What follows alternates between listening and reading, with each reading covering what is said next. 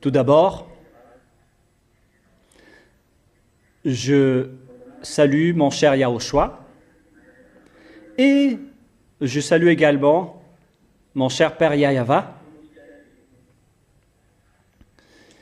Gloire à mon cher Père Yahava et gloire également à mon cher Yahushua. Nous sommes arrivés au moment où nous allons encore écouter ensemble l'enseignement qui porte le numéro 5.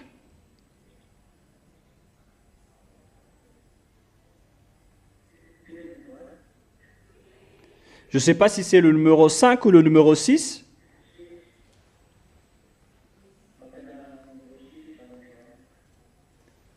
C'est quel numéro d'enseignement pour aujourd'hui? Donc le numéro 6. Donc aujourd'hui, on est à l'enseignement numéro 6. Est-ce que la communication est bien claire? Est-ce que la parole est bien fluide et claire?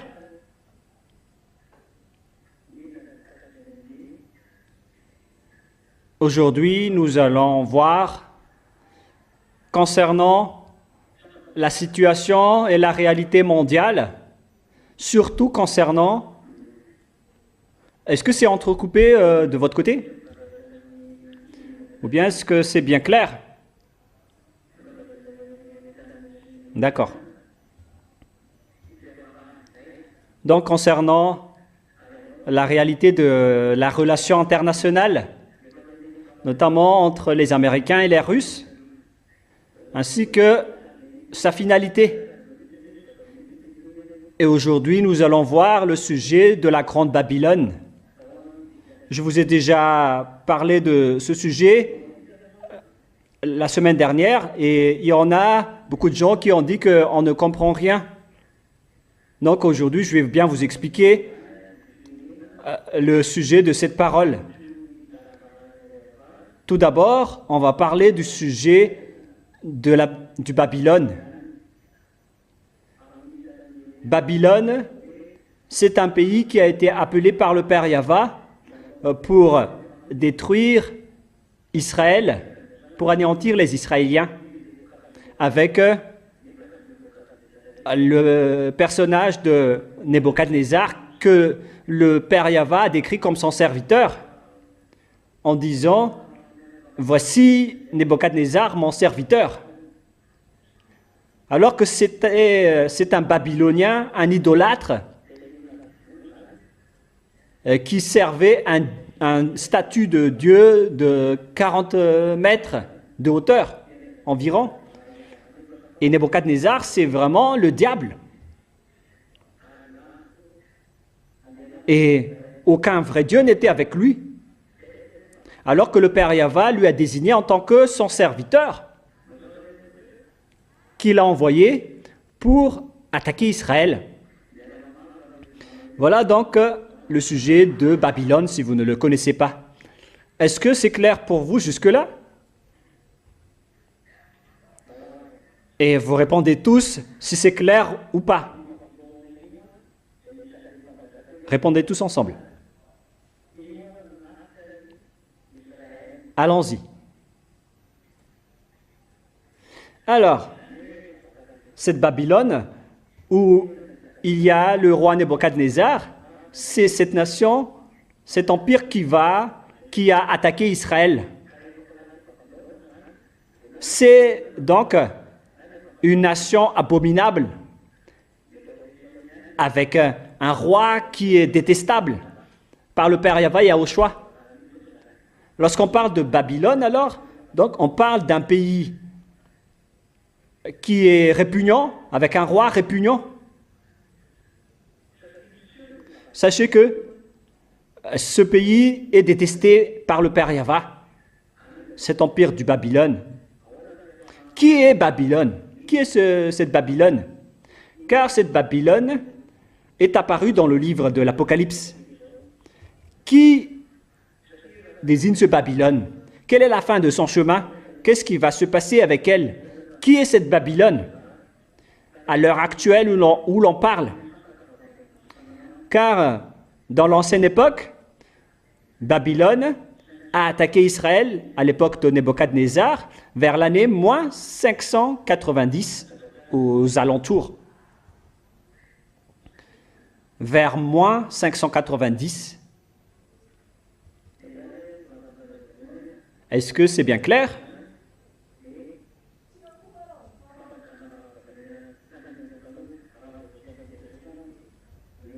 Donc c'est ça ce que vous allez écrire en premier lieu.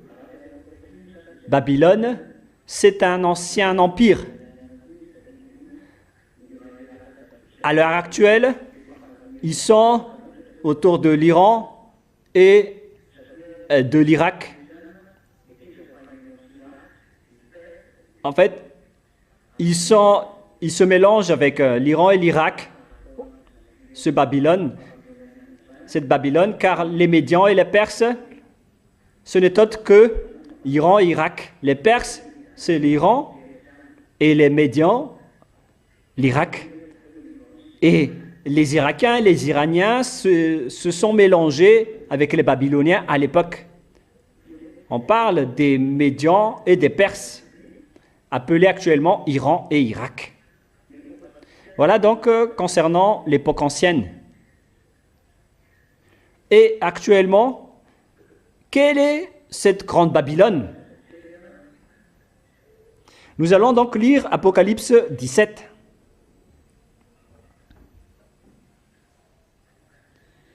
Apocalypse 17, que nous allons lire ensemble.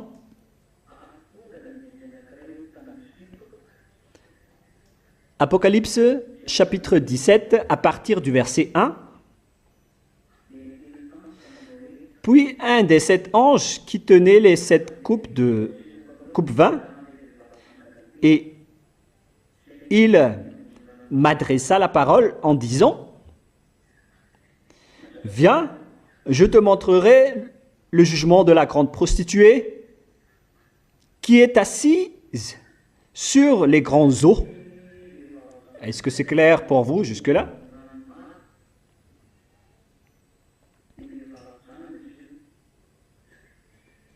Donc, on parle de la femme prostituée qui est assise sur les grandes eaux. On parle de la prostituée.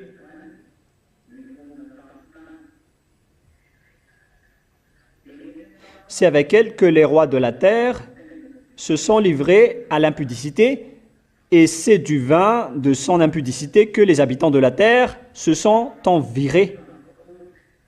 enivrés.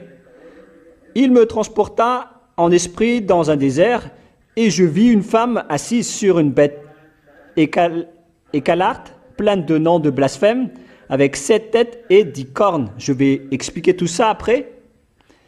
Cette femme était vêtue d'une pourpre et des caltars, et parée d'or, de pierres précieuses et de perles.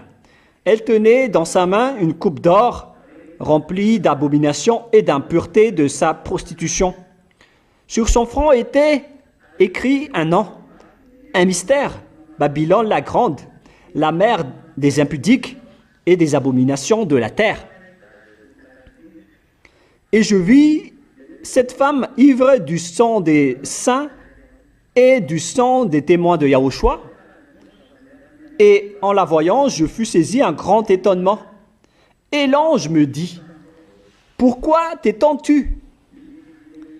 Je te dirai le mystère de la femme et de la bête qui la porte, qui a les 7 têtes et les 10 cornes. La bête que tu as vue était, et elle n'est plus. Elle doit monter de l'abîme et aller à la perdition. Et les habitants de la terre, ceux dont le nom n'a pas été écrit dès la fondation du monde dans le livre de vie, s'étonneront en voyant la bête, parce qu'elle était et qu'elle n'est plus, et qu'elle réapparaîtra. C'est ici l'intelligence qui a de la sagesse. Les 7 têtes sont les 7 montagnes sur lesquelles la femme est assise. Ce sont aussi 7 rois. 5 sont tombés, un existe, l'autre n'est pas encore venu, et quand il sera venu, il doit rester peu de temps. Et la bête qui était et qui n'est plus, et elle-même un 8e roi, et elle est du nombre des 7, et elle va à la perdition. Les 10 cornes que tu as vues sont 10 rois, qui n'ont pas encore reçu de royaume, mais qui reçoivent autorité comme roi pendant 1 heure avec la bête. Ils ont une même dessein, et ils donnent leur puissance et leur autorité à la bête. Ils combattront contre l'agneau, et l'agneau les vaincra, parce qu'il est le Seigneur des seigneurs et le roi des rois. Et les appelés, les élus et les fidèles sont avec lui, les vaincront aussi. Et il me dit, les eaux que tu as vues, sur lesquelles la prostituée est assise, ce sont des peuples, des foules, des nations et des langues. On parle ici des eaux sur lesquelles la prostituée est assise. Ce sont des peuples, des foules, des nations et des langues. C'est là qu'elle est assise. On parle de plusieurs peuples, de plusieurs pays, de différentes langues. Les 10 cornes que tu as vues et la bête haïront la prostituée, la dépouilleront et la mettront à nu, mangeront ses chairs et la consumeront par le feu.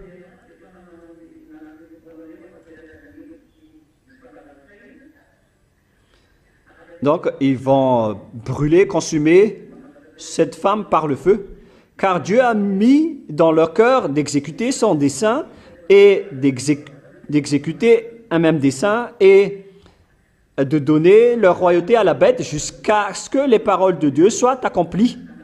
Ici donc, on va donner la royauté à la bête, et la femme que vous allez voir, c'est une grande ville qui siège sur la terre. Cette femme alors, c'est une grande ville qu'on va parler. Qui est-elle?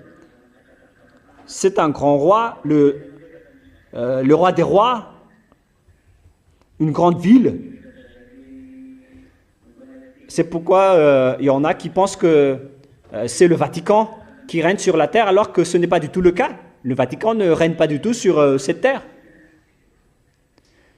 C'est une idée de ceux qui parlent, qui disent que le pape, la bête, c'est le pape, alors que le Vatican ne règne pas du tout. Et personne n'a peur du Vatican. Les Chinois ni les Indiens ne se soucient pas du Vatican.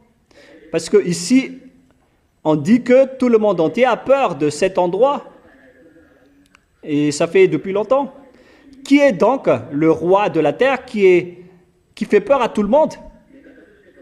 Voilà donc la question que je vous pose. Mais à vous de le répondre. Mais je vous le pose en tant que question pour que vous compreniez bien. Et nous allons encore lire une autre parole à ce sujet, parce qu'on a terminé avec ce verset-là, parce que je vais lire toutes les paroles concernées. Et après, vous allez bien comprendre ce que je veux en venir et ce que je veux dire, car je vais sortir toutes les paroles concernées. Apocalypse 14, 8. Apocalypse 14, 8.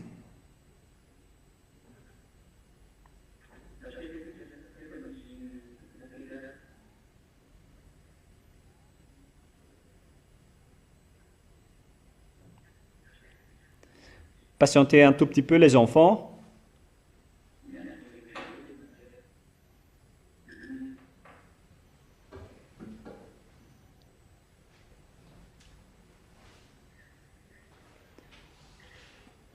Vous allez devoir patienter un tout petit peu.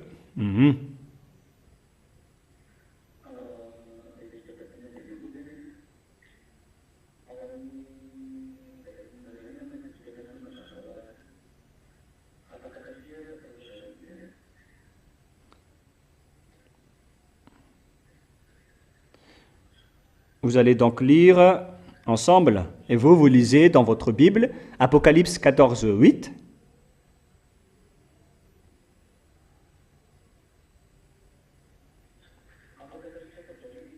Est-ce que moi, en même temps, je vérifie ce qui est écrit?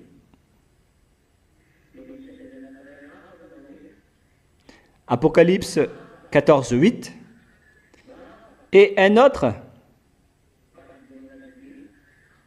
un second ange suivit en disant, elle est tombée, Babylone la grande, qui a abreuvé toutes les nations du vin de la fureur de son impudicité. Donc cette Babylone, c'est vraiment une femme prostituée, voilà. C'est vraiment mauvais. Il s'agit donc d'un pays prostitué et impudique qui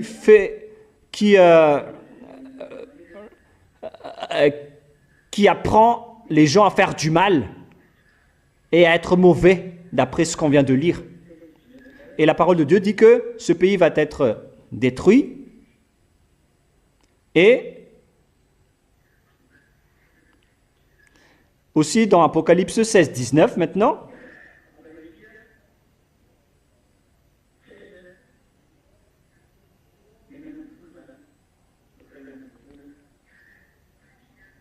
Apocalypse 16,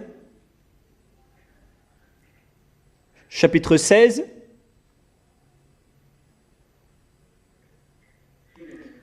à partir du verset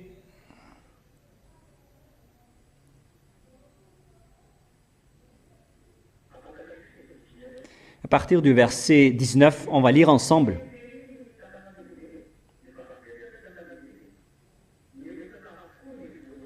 Apocalypse 16, 19. Et la grande ville fut divisée en 3 parties, et les villes des nations tombèrent. Et Dieu se souvint de Babylone la grande, pour lui donner la coupe du vin et de son ardente colère. Voilà donc l'histoire de la grande Babylone, la grande ville qu'on vient de voir tout à l'heure. Il s'agit de la grande Babylone, une grande ville qui va être complètement détruite et divisée en 3 parties selon la parole. C'est vraiment un pire danger que va subir cette grande Babylone. Et elle est montée par la bête. Elle dirige la bête, mais au final, elle va être trébuchée par la bête. De quoi on parle alors en parlant de cette Babylone? Qui est-elle vraiment? Nous allons bien voir cela. Nous venons de voir tout à l'heure, dans Apocalypse 17, 5, la grande Babylone qui prend toutes les abominations et de la profanation de la terre, dans Apocalypse 17, 5. Et en dernier lieu, nous allons lire Apocalypse chapitre 18. Apocalypse 18, 2. Il cria d'une voix forte en disant, elle est tombée, Babylone la grande. Elle est devenue une habitation des démons, un repère de tout esprit impur, un repère pour tout oiseau impur et odieux. Parce que toutes les nations ont bu du vin de la fureur de son impudicité, et que les rois de la terre se sont livrés avec elle à l'impudicité. Donc tous les rois de la terre sont avec elle à l'impudicité, et que les marchands de la terre se sont enrichis par la puissance de son luxe. Il s'agit donc d'un endroit qui font pour faire des jeux de hasard, de l'enrichissement, ainsi que toute la puissance de son luxe. Et j'ai entendu du ciel une autre voix qui disait: sortez du milieu d'elle, mon peuple, afin que vous ne participiez point à ses péchés et que vous n'ayez point de part à ses fléaux. Verset 5,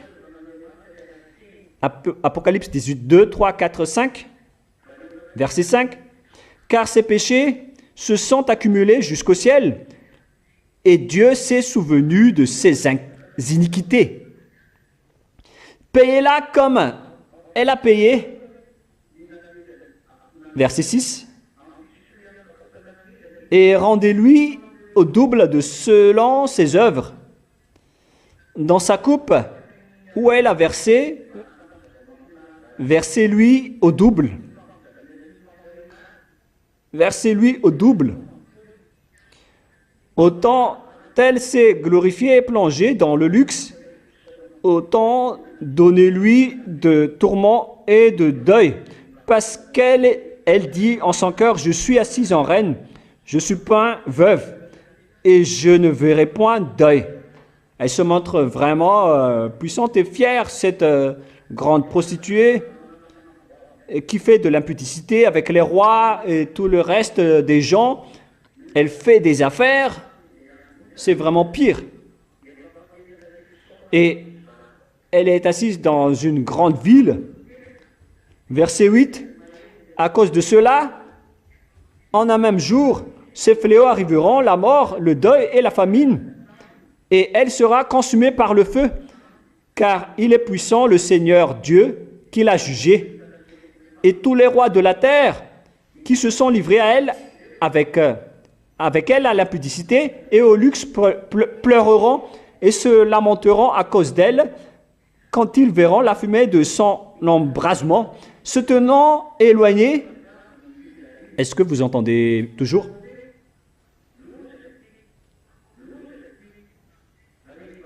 Se tenant éloignée, dans la crainte de son tourment, ils diront: malheur, malheur. La grande ville, Babylone, la ville puissante, en une seule heure est venu ton jugement. Et les marchands de la terre pleurent et sont dans le deuil à cause d'elle,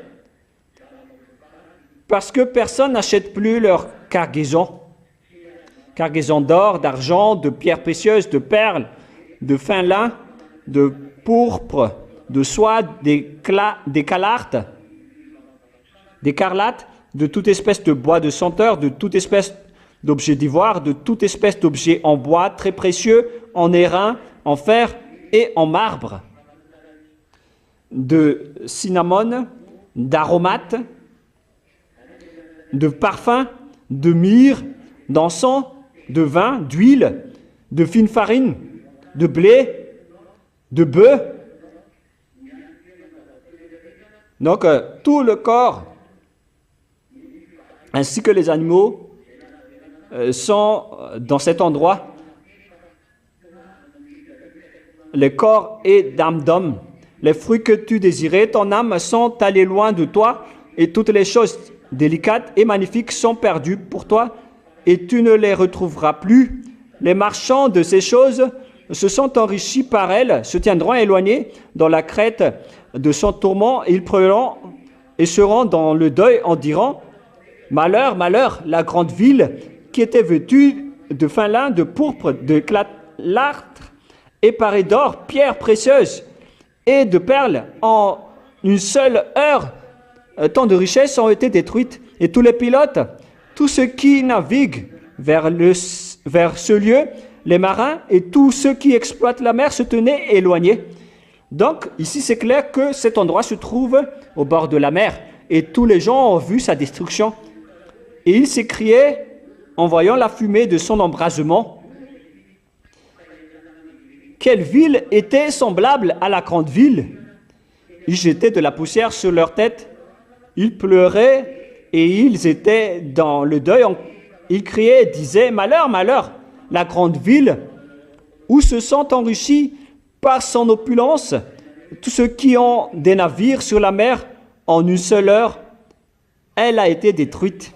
Ciel, réjouis-toi sur elle, Et vous, les saints, les apôtres et les prophètes, réjouissez-vous aussi, car Dieu vous a fait justice en la jugeant. Voilà, verset 21. Alors un ange puissant prit une pierre semblable à une grande meule, et il la jeta dans la mer, en disant, ainsi sera précipitée avec violence Babylone, la grande ville, et elle ne sera plus trouvée. Et l'on n'entendra plus chez toi les sons des joueurs d'harpe, des musiciens, des joueurs de flûte et des joueurs de trompette. On ne trouvera plus chez toi aucun artisan d'un métier quelconque. On n'entendra plus chez toi le bruit de la meule. La lumière de la lampe ne brillera plus chez toi, et la voix de l'époux et de l'épouse ne sera plus entendue chez toi, parce que tes marchands étaient les grands de la terre, parce que toutes les nations ont été séduites par tes enchantements. C'est vraiment donc une ville abominable, une mauvaise ville qui se trouve au bord de la mer. Car on voit bien cela. Il se trouve au bord de la mer. Et donc, voilà, je vais vous faire réfléchir suite à ma parole.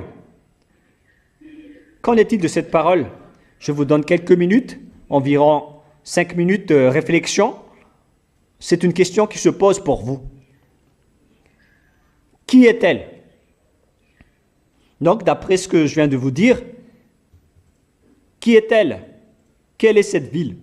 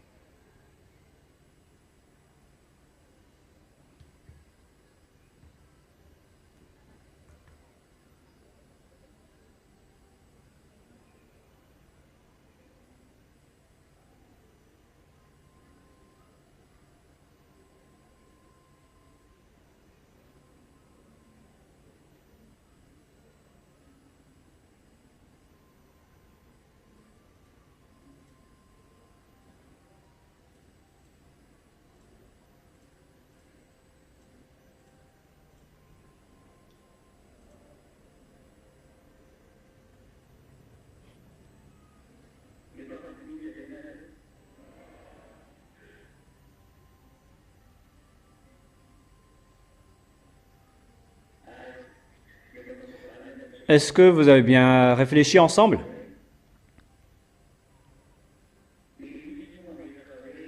D'accord. Donc, je vais vous donner directement la réponse pour ne pas tarder dans les réflexions. En fait, il y a des gens qui disent que Babylone, c'est ceci, Babylone, c'est cela. Tout le monde dit ce qu'ils veulent. Tout le monde dit ce qu'il veut.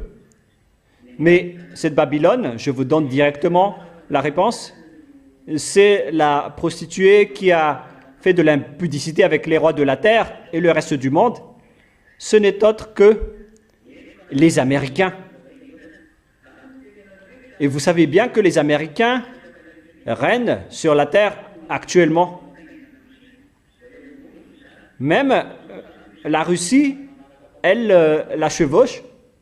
Alors que moi, j'ai dit que vous ne vaincrez jamais la Russie, les Américains, mais jusqu'à maintenant, elles essaient de chevaucher la Russie. C'est pourquoi ils font des programmes. Ils ne vaincront pas la Russie, mais ils essaient toujours de monter la Russie pour accomplir la parole du Père Yahva. Donc, elles essaient de monter aussi la bête. Alors, cette grande ville, c'est une ville américaine. Et ce qui est triste, c'est pas triste, mais ce qui est merveilleux, c'est que c'est une punition pour lui, pour les Américains. Car les Américains, ils vont être vraiment frappés. Notamment Times Square, qui est une ville qui se trouve au bord de la mer, ainsi que Manhattan, les grands quartiers de New York. Voilà ce qu'on parle ici. C'est cet endroit qui va être vraiment frappé. Et ce sera là-bas qu'on verra la grande fumée de la destruction de Babylone. Et même les marins et les matelots qui vont voir ça au bord de la mer vont pleurer. C'est donc l'endroit qui se trouve à New York, à Manhattan, où il y a le quartier de Times Square, que le monde entier envie. Car là-bas, il y a toutes sortes de grands commerces entre multimilliardaires.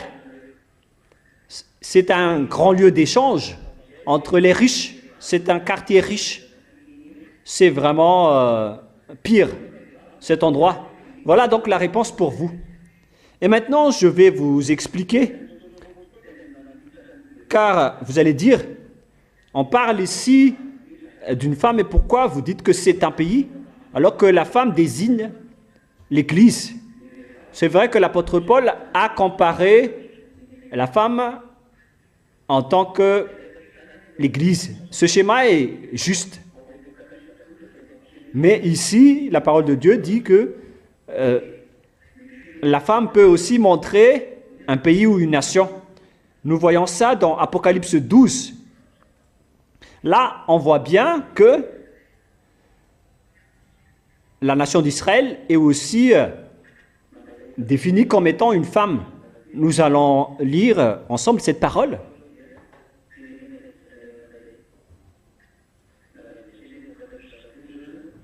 Donc, chacun de vous prend l'exemple. En prenant l'exemple de la nation d'Israël qui est aussi désignée comme une femme. C'est dans Apocalypse 12. Nous allons préciser là le verset.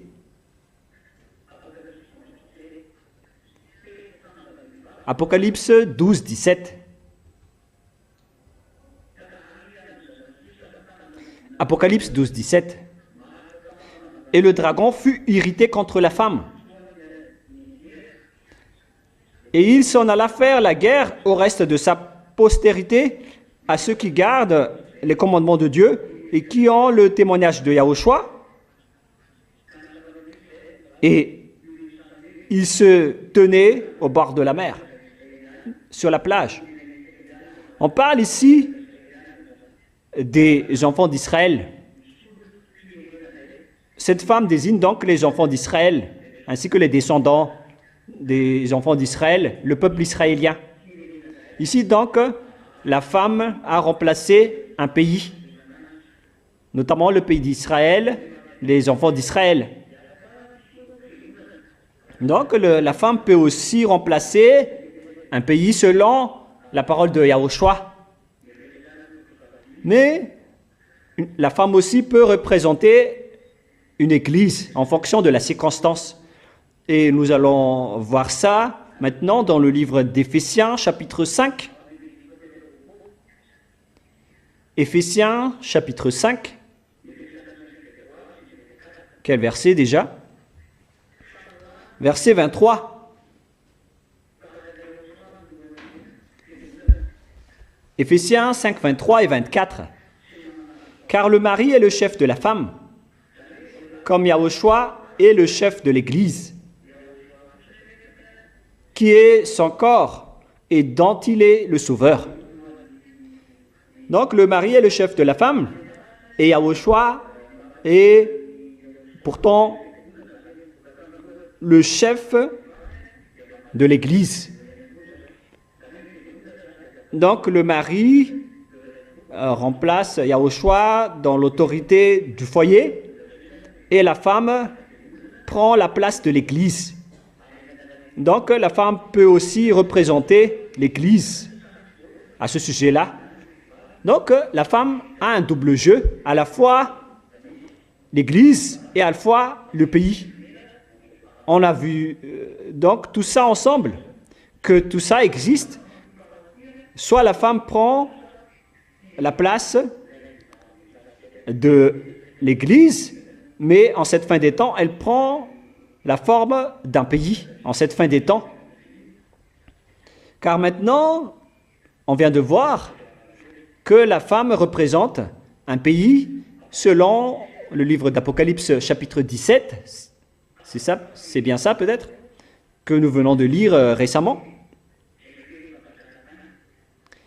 Apocalypse 17, 18. Et la femme que tu as vue, c'est la grande ville qui a la royauté sur les rois de la terre. Donc ici, la femme, c'est un pays, une grande ville. Une grande ville se trouve dans un grand pays. Donc on parle ici d'une très grande ville, une grande ville américaine. Hein. C'est une grande ville, un grand pays qui se trouve en Amérique, qui se trouve au bord de la mer, notamment Times Square, que j'ai déjà dit auparavant que cette ville va être détruite et c'est un endroit qui se trouve au bord de la mer. Il y a vraiment un océan qui est au bord. Et tout cela, c'est pour vous dire qu'il s'agit de la ville de New York qui est très célèbre dans le monde, où il y a le quartier célèbre aussi de Manhattan et de Times Square, un quartier commercial très important, car tous les échanges mondiaux se font presque tous là-bas. Et même Washington DC n'est pas encore plus important que cet endroit. Et c'est là que la parole de Dieu s'accomplit. Et je vais vous donner l'explication en deux catégories, en deux parties. Mais avant cela, vous allez dessiner donc un schéma d'une bête qui a 7 têtes. Et vous allez mettre aussi le dessin d'une femme qui monte sur la bête. Et vous allez mettre 10 cornes à cette bête. Il s'agit de la bête. Pour ceux qui n'ont pas apporté leur cahier, vous êtes vraiment perdus. Moi, je vous ai toujours dit que c'est toujours mieux d'apporter les cahiers d'enseignement. Ceux qui n'apportent pas les cahiers, donc, ne se soucient pas de la parole de Elia. Moi, je vous ai toujours dit d'apporter votre cahier. Si ça ne vous intéresse pas, alors ne venez plus prier ici. Moi, je vous dis que on a besoin des enseignements maintenant.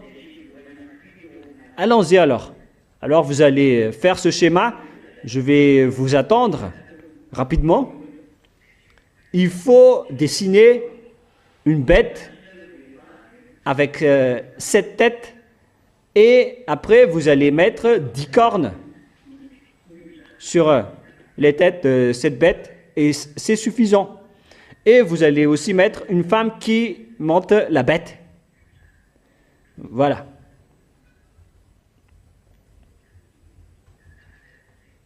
Alors faites ceci d'abord.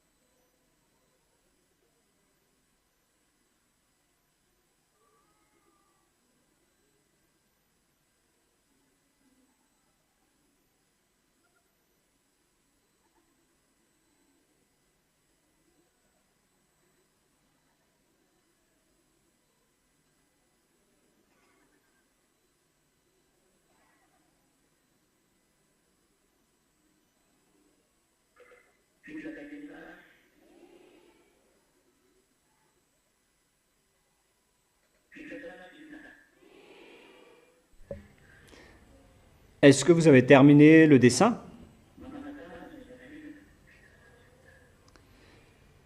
C'est terminé ou pas? Levez la main, ceux qui ont terminé.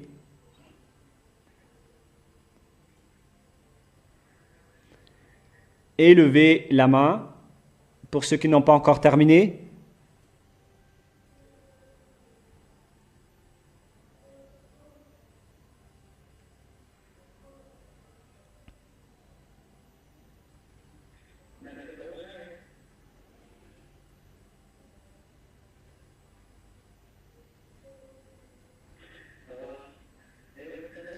Donc, vous avez tous terminé, hein?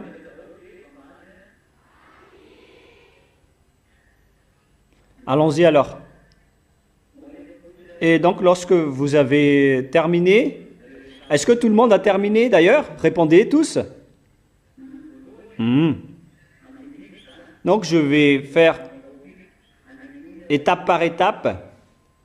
Je vais expliquer étape par étape et un par un ce schéma.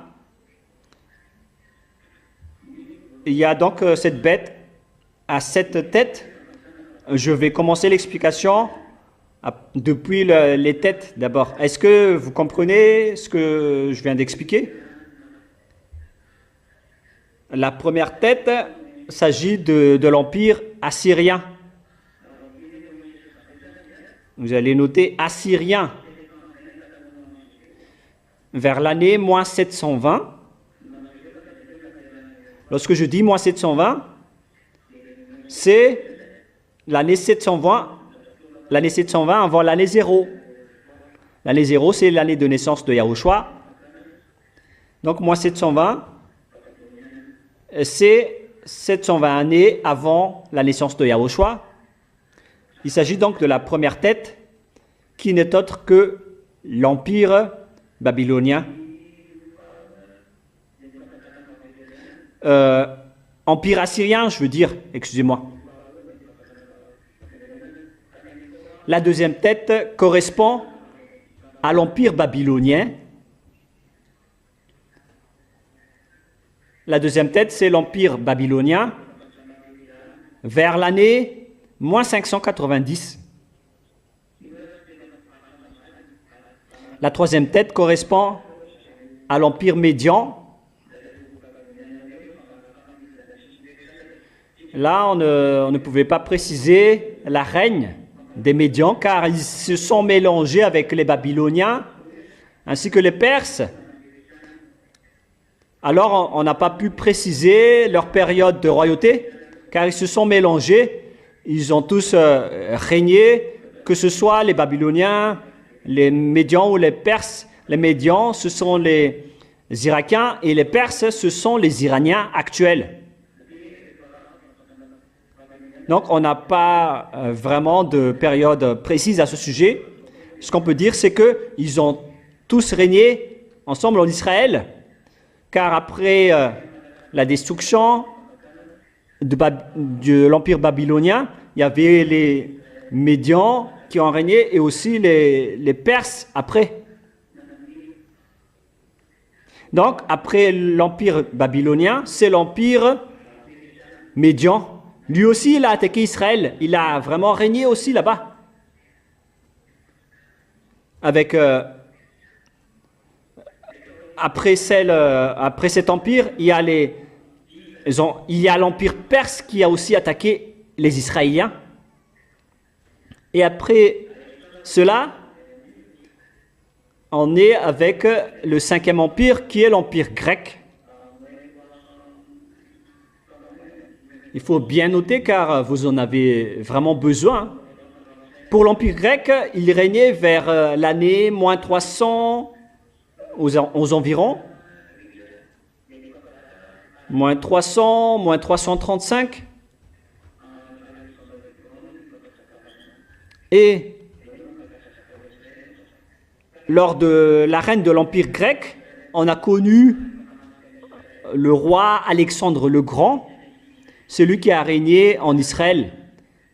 Et ces bêtes, donc, c'était tous des bêtes qui ont attaqué Israël et qui vont encore attaquer Israël. Voilà donc la raison de ces bêtes.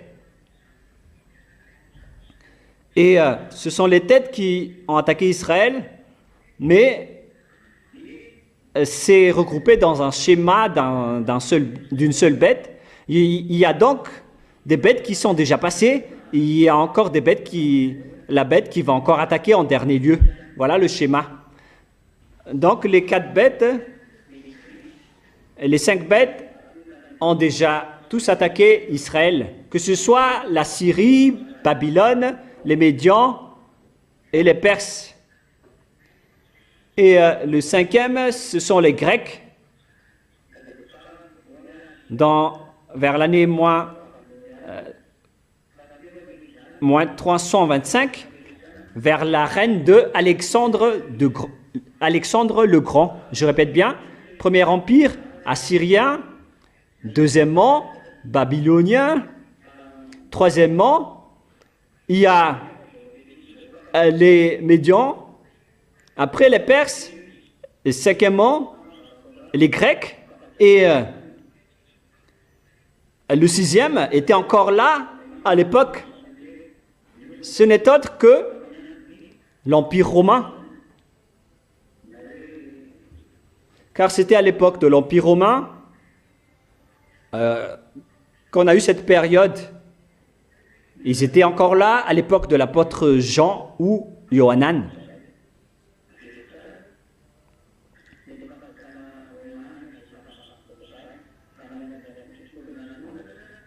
Voilà donc l'empire qui était encore présent à ce moment-là. Je répète bien, il s'agissait de l'Empire romain qui était encore là à l'époque où les apôtres ont écrit cette histoire. Est-ce que vous arrivez bien à suivre? Et je continue.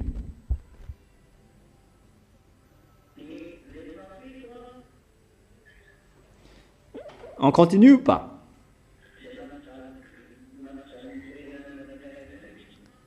Et la 7e tête, qui a vraiment fait souffrir tous les Israéliens, c'est l'Allemagne. C'était l'Empire allemand qui était venu dernièrement, derrière les Romains, après les Romains. Voilà donc le 7e empire, ainsi que les 7 têtes. Et la septième tête, donc, c'était l'Empire romain, non, l'Empire allemand. On parle donc ici des Occidentaux. Au début, on parlait des empires au Moyen-Orient qui ont attaqué Israël. Et après, ça s'est basculé avec les Grecs, ainsi que les Européens, les Grecs, les Romains et les Allemands. Mais là, le corps de la bête, c'est la Russie, qui est la dernière bête qui va attaquer Israël. Et ces bêtes, elles étaient tous venues en Israël. Ces 7 têtes, elles ont toutes déjà, chacune d'eux fait souffrir Israël. Et l'ont fait disperser partout dans le monde avec les Allemands. Mais la 8e bête, c'est la Russie. Voilà la bête. Il s'agit de la bête. Et celle qui monte la bête, auparavant, je vous ai déjà enseigné cela, et c'est bien le cas du schéma. On parle des genres de religions, des sortes de religions, celles qui contrôlent tous ces empires, que ce soit les Assyriens, les Babyloniens, les Médians, les Perses. On parle ici de la religion arabe, les idoles des Arabes, et ainsi de suite. Les faux dieux des Philippiens, ainsi que des Assyriens. Auparavant, ils ont eu les mêmes faux dieux, mais il y en a aussi plusieurs sortes avec leurs faux dieux. Mais après, leurs faux dieux ont changé de style. Pour les Romains, ils ont inventé l'Église catholique romaine, qui est devenue plus puissante. Après, concernant la religion ancienne et actuelle. Et après, il y avait aussi l'évolution des Arabes qui sont devenus l'islam. Comme les Romains qui se sont transformés en catholiques romaines. Donc les Romains aussi ont changé de style.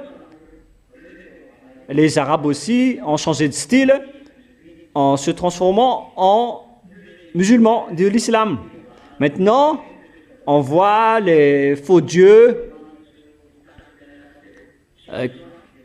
Voilà donc les deux religions qui sont les plus grandes sur cette terre, notamment donc les catholiques romaines et leurs alliés, ainsi que l'islam et les musulmans qui sont avec eux, qui utilisent la Bible et la parole du Père Yahva. Et leur troisième adversaire, c'est le Saint-Royaume qui prêche à Yahushua et qui est dirigé par Élia. Voilà donc la troisième religion qui utilise la Sainte Écriture, qui vont rester en dernier sur cette terre, d'après ce schéma. Et nous entrons d'ailleurs dans ce schéma en ce moment. C'est pourquoi je vous ai dit que il faut que vous vous préparez, car toutes les autres religions vont être englouties, absorbées par ces deux religions. Il n'y aura plus d'autres religions. Et on doit marcher à travers ce chemin. Il n'y a plus de solution. Leur patron va arriver, le patron des faux dieux. C'est pourquoi on a dit que Gog est arrivé, le roi de la Russie. C'est Gog.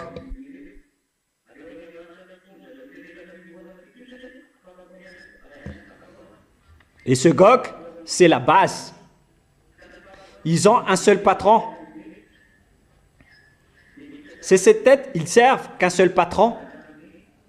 C'est la bête. Le patron de la bête, qui n'est autre que Louné. Donc, cette bête, c'est l'enfant de Louné. Et cette bête qui va arriver, c'est le roi de la terre qui est l'enfant de Louné. Est-ce que c'est clair jusque-là, les enfants? Est-ce que c'est bien clair? Répondez tous ensemble si c'est clair.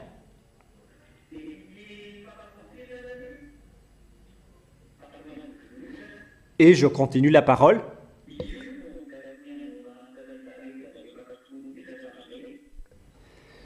Ce patron, le patron du diable, c'est celui qui donne des ordres à tous les faux dieux que servent les gens auparavant. C'est le patron de tout le monde. C'est Louné. Et c'est lui qui a l'autorité sur Gog, car Gog, c'est son fils. C'est son fils à lui, Exénar.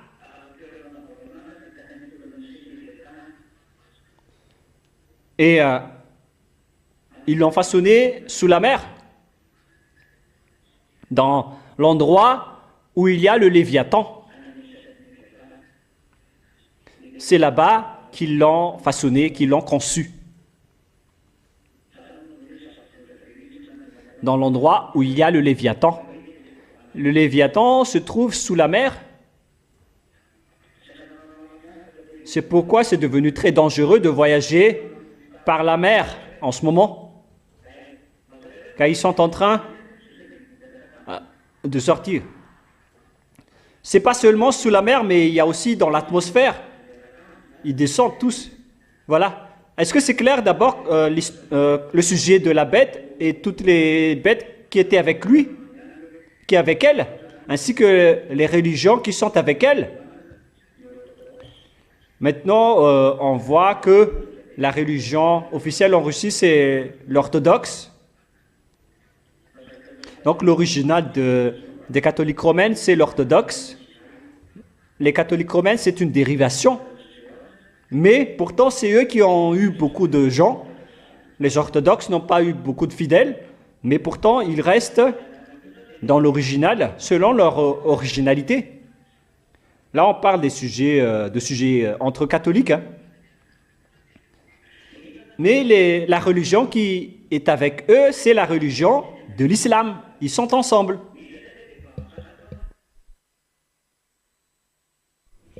Et quelle est la suite? Nous allons maintenant voir le sujet de la femme prostituée. Qui est la femme prostituée? Parce que là, on voit que c'est une nation, c'est un pays. Et c'est elle qui va monter sur la religion. Car ce sont des religions qui sont avec ces bêtes. Ils sont alliés avec des religions. Et cette bête a une religion que nous avons vue. Mais en cette fin des temps, on va préciser qui est vraiment cette femme. Et c'est bien clair dans ce dernier schéma que cette femme, c'est une nation, c'est un pays qui règne vraiment sur la terre et sur les autres nations jusqu'à l'heure où on parle. Elle règne toujours, cette nation. Et en aucun cas, les catholiques romains avaient régné sur cette terre. Même les musulmans, ils ne peuvent pas les contrôler. Aucune religion catholique ne peut diriger l'islam. C'est pourquoi c'est ridicule de dire que la bête, c'est le pape catholique. Le pape ne peut pas du tout contrôler l'islam. Mais par contre, les Américains peuvent contrôler l'islam. Ainsi que toutes les autres nations, tout le monde a été contrôlé par les Américains. Et c'est ça l'erreur des humains en disant que c'est le pape qui est la bête. C'est vraiment un hors-sujet. Et cette femme prostituée, ce sont les Américains, notamment leur grande ville, un pays qui règne dans le monde entier. Même les Russes, elles essaient de la monter. Les Américains chevauchent les Russes avec sa folie, avec le commerce. Je parle du commerce. Il ose vraiment défier la bête en montrant sa règne, en contrôlant le commerce. Parce que là, on parle des échanges, des commerces et des abominations, etc. Les Américains contrôlent le monde à ce moment-là. Ils contrôlent le commerce, ils ouvrent le commerce, ils font du protectionnisme et tous ceux qui sont contre eux sont vraiment frappés. Mais lorsque Élia est arrivé, il a dit « Tais-toi maintenant ». Et maintenant, ils se taisent. Ils ne trouvent plus quoi faire. Ils sont étourdis. Et là, ils ne savent plus quoi faire. Et imaginez qu'est-ce qu'ils peuvent faire avec la Russie. Donc voilà. On parle d'une grande ville qui va être gravement détruite, notamment Manhattan et Times Square. Je vous ai déjà dit qu'il y aura un grand danger qui va subir cette ville, avec la fissuration des bâtiments et des gratte-ciel, avec la terre qui est fissurée dans la région des États-Unis. Ça a déjà passé à l'avance. Et d'après la parole de Dieu, la parole du Père Yahva, il est dit que ces bêtes vont s'allier et vont faire trébucher cette femme et vont la consumer par le feu. C'est clair alors que toutes les nations vont se lever, notamment et surtout les Arabes, ainsi que les pays de l'Est, de l'Orient, ainsi que les Européens également. Et nous voyons récemment que les Italiens et les Allemands étaient récemment en conflit avec les Américains, avec le riposte de Donald Trump après. Il y a donc un conflit entre les Italiens et les Allemands contre les Américains après les affaires qu'ils ont fait en Irak, en Iran. Ils ne sont plus en accord à cause de la parole qui circule. Donc ces bêtes vont s'allier, elles vont être guidées et dirigées par la Russie. Et avec les Russes, il y a les Médians et les Perses, notamment Iran, ainsi que les Nordiques. Ils vont aussi s'allier avec la Russie. Et beaucoup de pays européens aussi sont alliés avec la Russie pour frapper les Américains. Et les Américains vont tomber. Et c'est pourquoi il a dit à la Russie de monter en puissance. Ne fais pas semblant. Joue ton rôle. On va faire sortir Gog. Et Poutine, tu vas céder le pouvoir après. Si tu ne fais pas ton rôle aussi, Poutine, tu vas être limogé et déchu. Donc moi, je leur donne d'accomplir son rôle, car tous les travaux sont en cours. On doit accomplir tout le programme du Père Yahva, celui qui m'a envoyé, pour que tout le monde entier, jusqu'au diable, connaisse que vous avez un patron qui est le propriétaire des cieux et de votre terre. Et le plus grand patron, c'est votre Créateur. C'est le Dieu d'Abraham que vous ne pouvez jamais combattre. Alors que chacun réfléchisse, c'est ce que ça veut dire. Voilà donc la parole que je vous ai transmise aujourd'hui, que je vous ai enseignée avec la parole du Père Yahva et de Yahushua concernant l'accomplissement de toutes les paroles. C'est clair alors que les Américains vont être détruits, il n'y a plus de solution. Parce que c'est eux qui ont osé être fiers dans ce monde. Et tout le monde entier aussi les ont reconnus. Ou bien est-ce que vous pouvez dire le contraire en disant que le monde ne reconnaît pas les Américains? Est-ce que le monde entier reconnaît la puissance des Américains? Voilà. Donc c'est elle qui est la femme prostituée qui a régné sur tous les rois de la terre. Presque tous les rois de la terre étaient alliés avec lui, avec eux. Pour ceux qui connaissent la politique et la géopolitique, vous savez bien que toutes les solutions se trouvent chez les Américains et tous ceux qui n'acceptent pas leurs conditions, ils les frappent au niveau des commerces. Ils sont incontestables, ils règnent partout.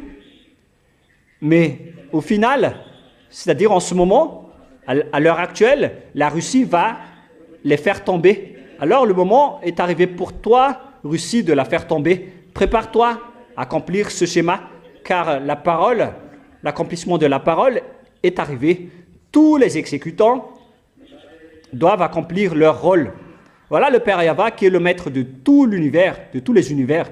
Tout le monde doit suivre ses ordres. Est-ce que c'est clair, les enfants, par rapport à la parole? Est-ce que c'est bien clair ou pas? Répondez fort. D'accord. Voilà donc pour aujourd'hui.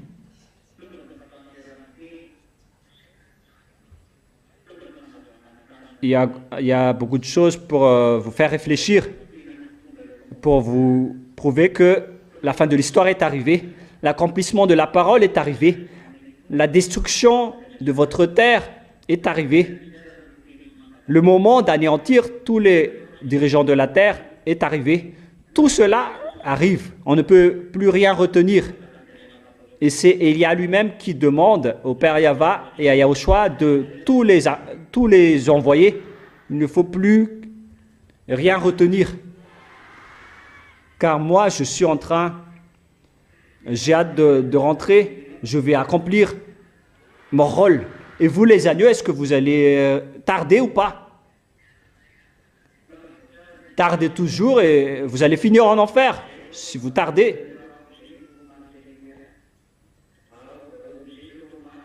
Il faut donc bien monter la garde et bien suivre la parole. C'est pourquoi je vous dis de suivre toutes les consignes de Élia. Suivez toutes les consignes. Ne tardez plus. Ne faites plus des bêtises ou du n'importe quoi. Il faut exécuter tout ce que je vous ai enseigné. Pour ceux qui veulent sauver leur âme pour aller au ciel des cieux, pour sauver ses esprits, alors suivez ma parole. Si vous ne voulez pas aller là-bas, ne suivez pas ma parole.